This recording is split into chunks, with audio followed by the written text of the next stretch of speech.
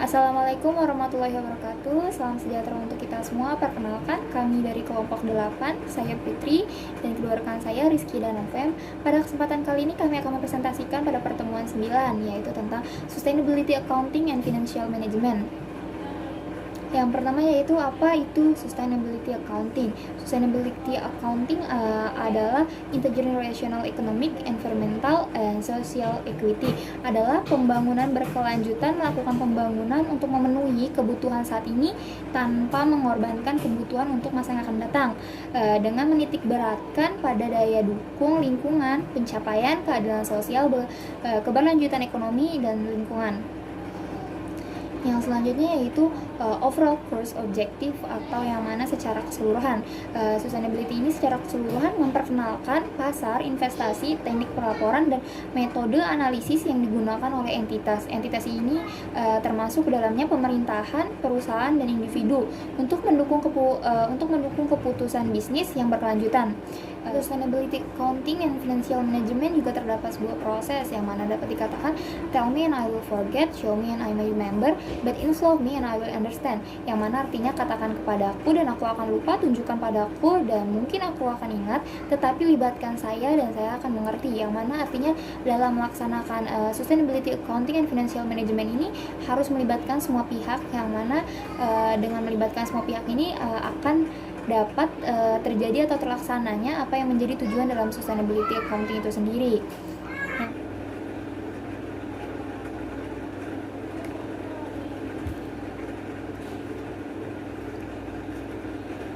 Yang selanjutnya adalah investment analysis, yang mana investment analysis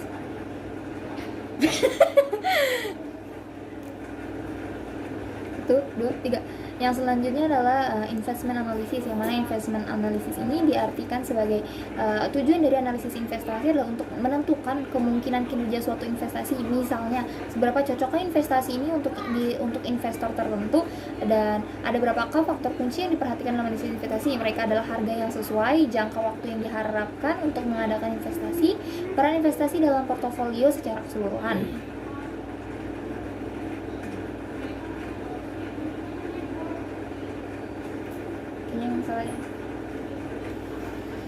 Yang selanjutnya adalah investment analysis, yang mana artinya adalah menganalisis investasi.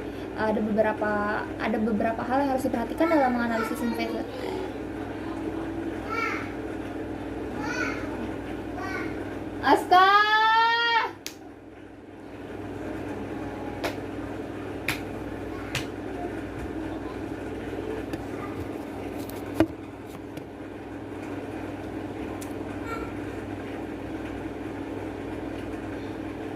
Yang selanjutnya adalah investment analysis, yang mana investment analysis ini diartikan sebagai analisis investasi, di mana dilakukan pada para investor sebelum melakukan investasi. Ada beberapa faktor kunci yang diperhatikan dalam analisis investasi.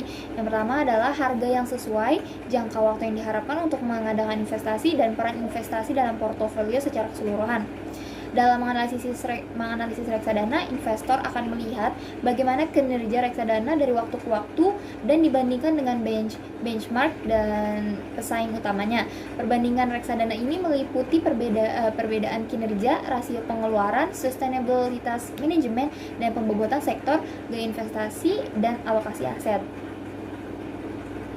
Yang selanjutnya adalah decision making atau pengambilan keputusan, yang mana dalam pengambilan keputusan ini adalah melakukan penilaian dan menjatuhkan pilihan.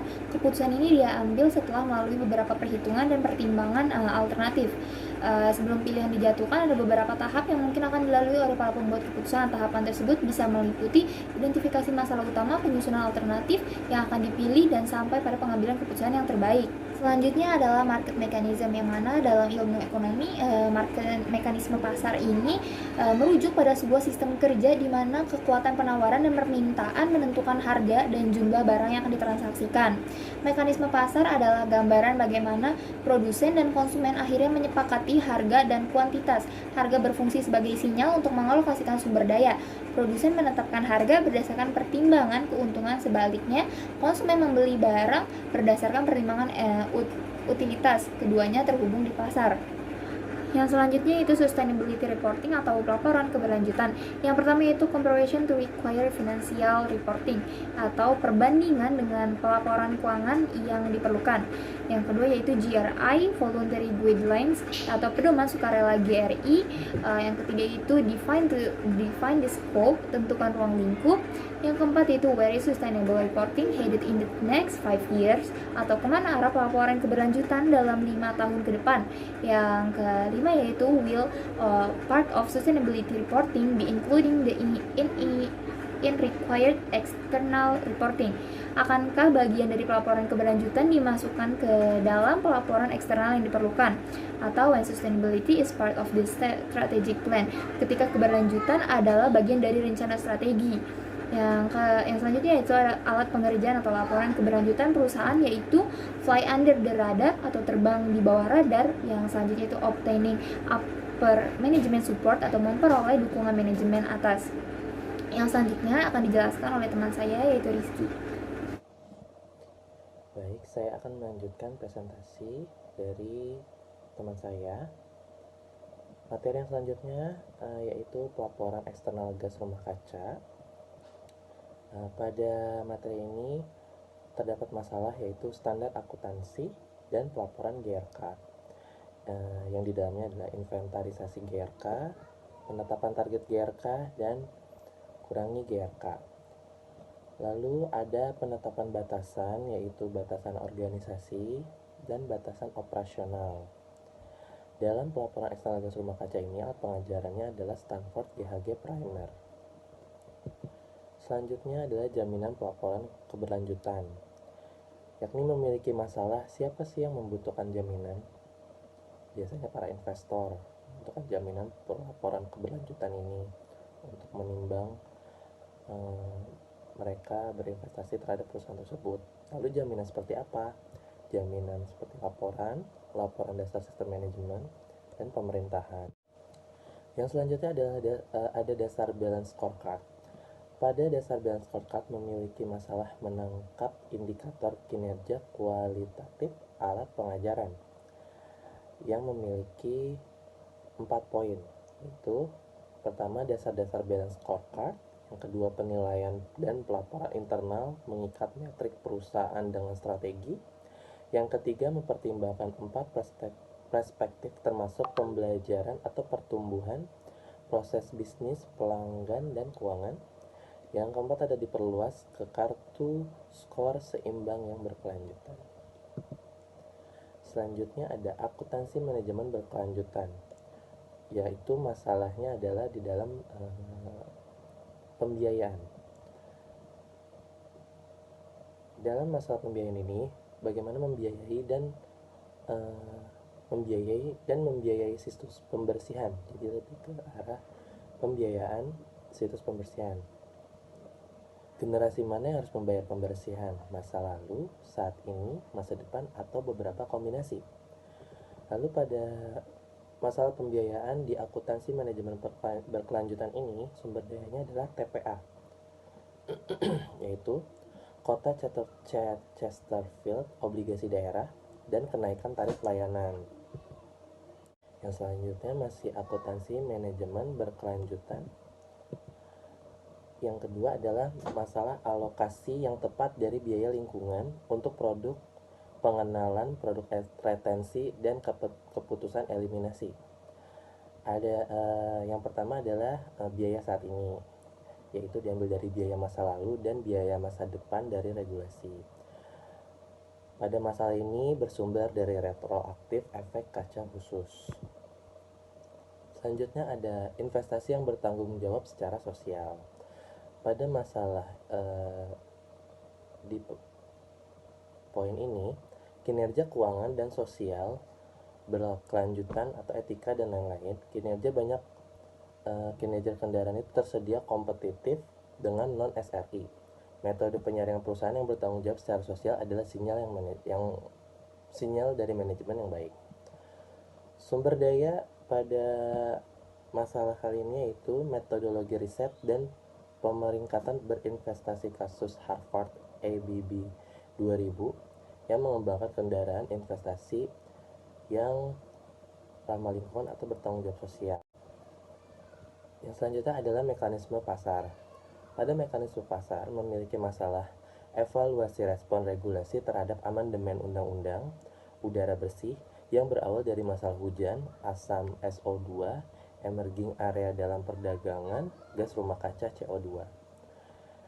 Masalah tersebut bersumber dari hujan asam yaitu Southern Coal Case yang dianalisis NPV kuantitatif, kepekaan terhadap asumsi harga izin, harga bahan bakar, dan lain-lain, dan pertimbangan kualitatif. Yang selanjutnya adalah lingkungan akuntansi. Terdapat masalah akuntansi keuangan, yaitu analisis NPV, memperkirakan arus kas, dengan manajemen akunting hukum, etis, dengan hubungan masyarakat. Alat pengajarannya adalah Multicat Incorporation, produsen kategori rumah lingkungan. Selanjutnya akan dilanjut oleh teman saya. Selanjutnya saya akan mempresentasikan tentang akuntansi lingkungan pendapatan nasional, yaitu 1. Akuntansi tingkat pemerintah nasional. 2. Bagaimana kita menyesuaikan akuntansi pendapatan nasional untuk memasukkan penggunaannya. Yang A. Sumber daya yang dapat diperbarui. Yang B. Sumber daya yang tidak dapat diperbarui. Yang C. Degradasi lingkungan, indikator kemajuan asli, yaitu sebuah alternatif untuk PDB dan ukuran kinerja kesejahteraan. Yang keempat, sebuah perbandingan untuk 9 negara. Pengembalian investasi sosial, yaitu sebuah pujian untuk garis bawah keuangan yang dihitung dengan investasi yang sama dengan Rio keuangan atau teknologi generasi terdistribusi.